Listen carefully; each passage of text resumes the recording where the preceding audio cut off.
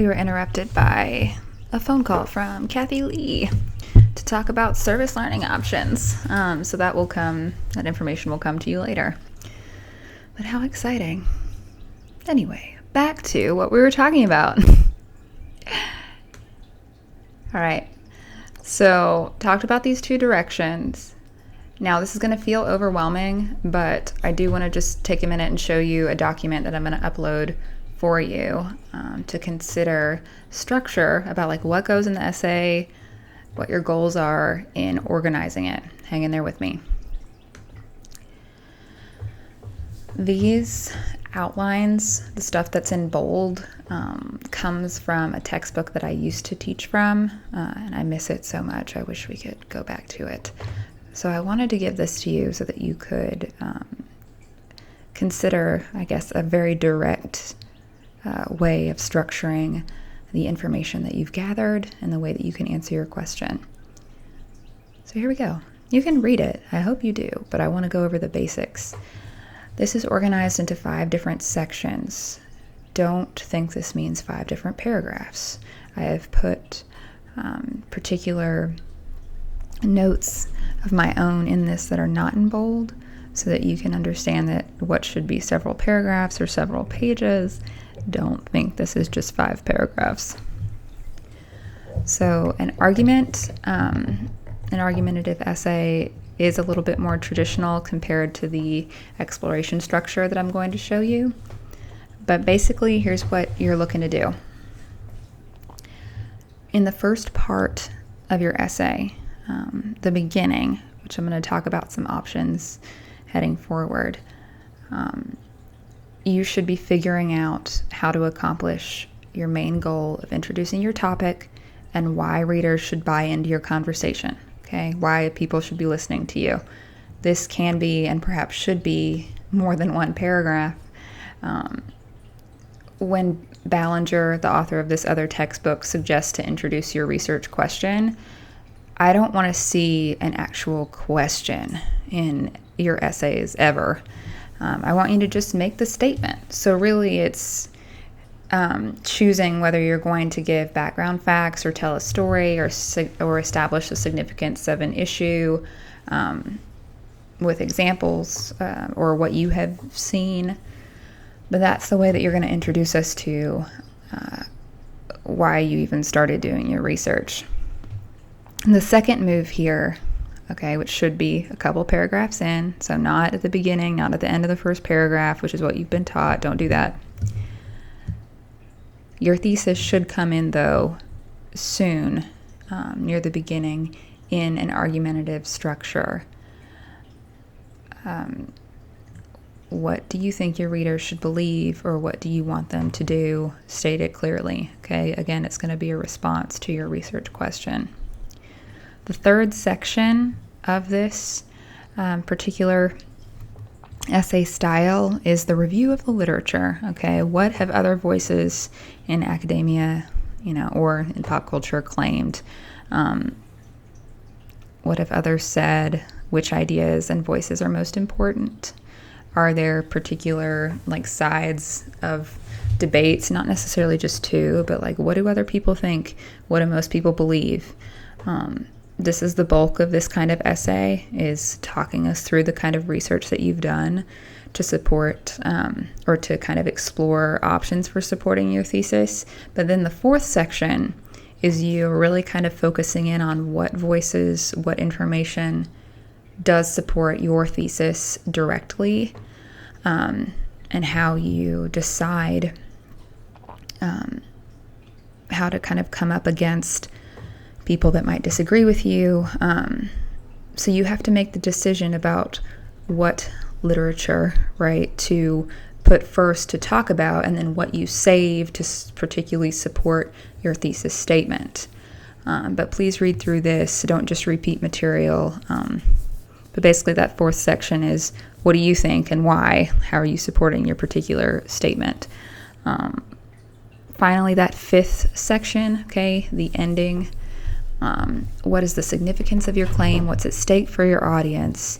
Other avenues for research. What do we do? Okay, extend your thesis of what we should do or think to literally not just, kind of in academia, but what do we do now? Okay. How do we resolve like a problem or an issue that you've brought up? So that's the move that you need to make in the conclusion. Okay. We call this kind of ending section a conclusion, but this is asking you not to do the traditional in conclusion move that we all know so well. I do not want to see, okay? Do not want to see the phrase in conclusion in this essay, because you're not just repeating what you've already said. At this point, I've read your essay. I know you're at the end. You don't need to just repeat it all back to me, okay? That is a skill that you learned how to do in high school because they wanted you to prove that you knew what you were saying, right? But in this case, and think about things that you've read in the world, particularly with newspapers, any kind of articles in online magazines, and really even your academic pieces, they don't just repeat back everything they've just said, right? There's always something new or a call for other research or some kind of call to action. So be aware of the choices that you're used to making and push yourself to consider different choices. Now I'm going to go over the exploration outline example, and this is going to feel a little weird, particularly because maybe you've only ever written arguments. So it's cool. I really love the exploration option, but I want you to be aware that it is different from an argument. Okay. So your structure for exploring, or in this other textbook, it's called a delayed thesis structure, which really kind of lets you know, like, your thesis comes way later in this kind of essay. It does not come at the beginning because you're exploring. You're trying to figure something out, and you're taking your readers kind of on the walk with you to figure it out, so that we can appreciate something that you're learning rather than you telling us something that we need to think or do. I don't know if you can hear my cat screaming in the background. Sorry. Here we go. You will see how this relates, I hope, to the argument structure. But here we go. In this 5-section essay outline, again, not 5 paragraphs, just 5 different kind of moves here. The first move that you will make if you are exploring, not arguing, is introducing your research, issue. Again, do not put questions in this essay. Give us a story, an experience. What made you curious about it? Okay. You'll see examples of this later. This should be a couple paragraphs. It shouldn't just be one. Okay. Don't rush through an introduction, because I think this could be potentially like the most fun kind of creative part of your essay. The second move in an exploratory essay is establishing the significance of your question and why people should care about it.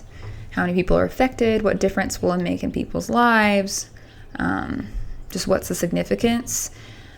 I put a note in here. Forgive me if I'm reading a little bit, but if you've ever heard other instructors ask you, like, what's the so what of your essay? Which I hate that phrase because it was said to me when I was younger and I never fully understood what people were talking about. But this is the so what, okay? This is why should your readers care? Why is this relevant to them? And when I say them, I really mean your classmates and me. Like, why is this relevant to us? This is your opportunity to make this more than just about class, more than just about school. So you can have several paragraphs on this.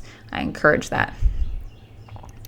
Now, the bulk of this essay style will be to describe and analyze what's already been written and said about the particular topic that you researched, which voices are kind of most important, how you know that, what have people said that relate to your specific question, what did you learn to even think about, like what context did you realize was there that you didn't know before.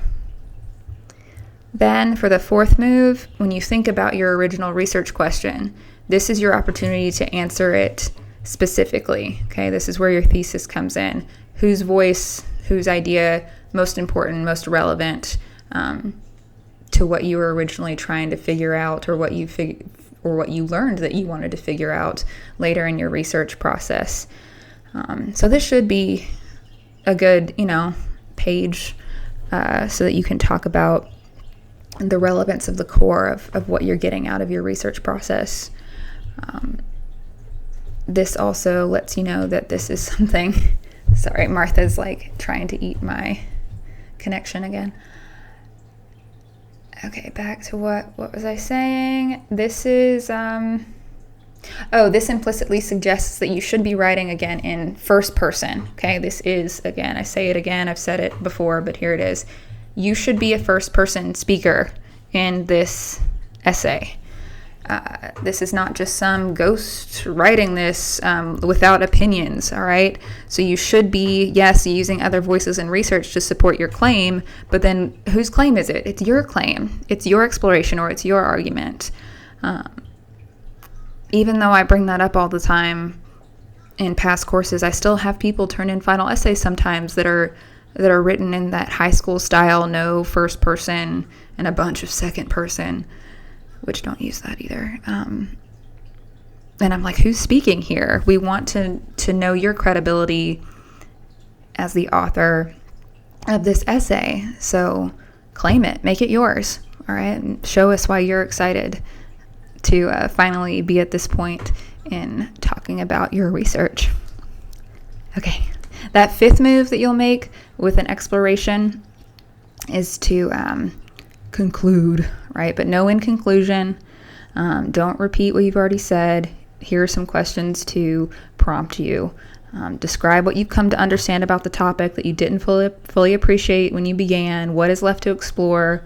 What differences will the discoveries that you've made about your question make in your life, in your readers' lives? What do you remain curious about?